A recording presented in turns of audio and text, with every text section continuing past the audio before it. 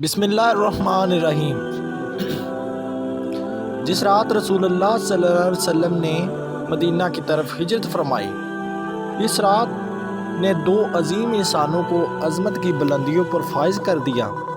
دو انسان حضرت ابوبکر صدیق اور حضرت مولا علی ہیں۔ حضور اکرم صلی اللہ علیہ وسلم نے حضرت ابوبکر صدیق کو ہمراہ لے کر سفر فرمایا تو گویا اللہ کی امانت ابوبکر صدیق کے حصے میں آئی، جبکہ لوگوں کی وہ امانتیں جو آپ سرکار صلی اللہ علیہ وسلم نے پاس تھیں وہ حضرت علی المرتضیٰ کے سپرد کی تاکہ آپ ان امانتوں کو صاحبان تک پہنچا سکیں۔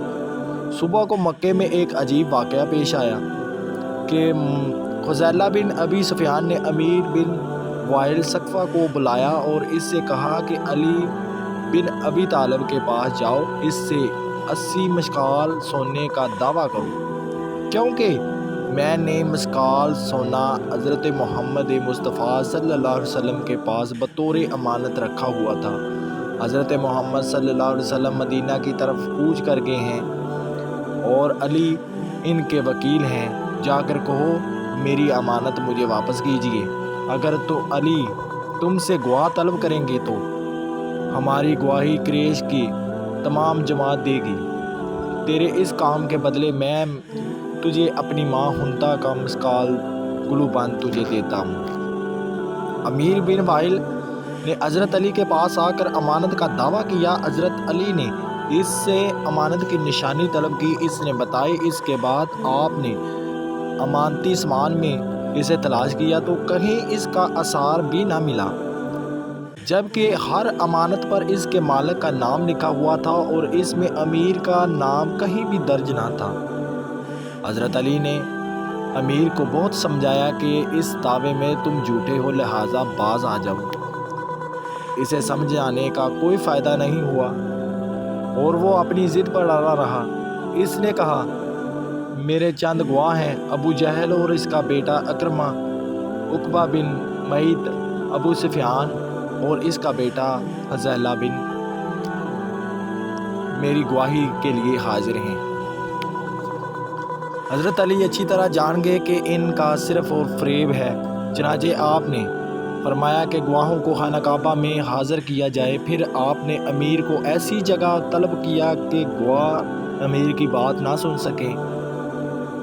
آپ نے فرمایا برا ثقیف، بتائیے یہ امانت آپ نے دن کے کس وقت رسول اللہ صلی اللہ علیہ وسلم کے سپرد کی تھی؟ اس نے کہا دوپہر کے وقت رسول خدا نے میرے ہاتھ سے لی تھی اور اپنے غلام کے حوالے کی تھی۔ اس کے بعد آپ نے ابو جہل کو طلب کیا، لیکن اس نے گواہی دینے سے انکار کر دیا اور کہا مجھ پر گواہی دینا کوئی فرض تو نہیں ہے۔ پھر آپ نے ابو سفیان کو بلایا اور اس سے یہی سوال کیا۔ ابو سفیان نے کہا غروب آفتاب کے وقت محمد صلی اللہ علیہ وسلم کے پاس یہ امانت دی تھی، آپ صلی اللہ علیہ وسلم نے اس اپنی جیب میں ڈال لیا۔ پھر خزیلہ کو بلایا، اس نے گواہی میں کہا کہ عین دوپہر کا وقت تھا جب یہ امانت محمد مصطفیٰ صلی اللہ علیہ وسلم نے لی تھی، اپنے ہاتھ میں رکھتے تھے یہاں تک کہ امیر واپس آ گئے۔ پھر عقبہ کو بلایا اور اس سے سوال کیا۔ عقبہ نے جواب میں کہا محمد صلی اللہ علیہ وسلم نے یہ امانت عصر کے وقت لی تھی اور فوراً اسے اپنے گھر بھیج دیا۔ پھر اکرمہ کو بلایا، اس سے سوال کیا۔ اس نے جواب میں کہا محمد صلی اللہ علیہ وسلم نے یہ امانت طلوع آفتاب کے وقت لی تھی اور اس امانت کو فاطمہ بن اسد کے گھر روانہ کر دیا تھا۔ جب امیر نے مختلف اور متضاد شہادتیں سنی تو اس کا رنگ اڑ گیا اور جان گیا کہ اس حرکت سے اس کی رسوائی ہوئی ہے اور اسے مزید ذلت کا سامنا کرنا پڑے گا۔ چنانچہ اس کا رنگ زرد ہو گیا اور چہرے پر چھائیاں اڑنے لگیں۔ حضرت علی المرتضیٰ نے فرمایا اے امیر تیرا رنگ کیوں زرد ہو گیا ہے اور تجھ میں کیوں تبدیلی آ رہی ہے؟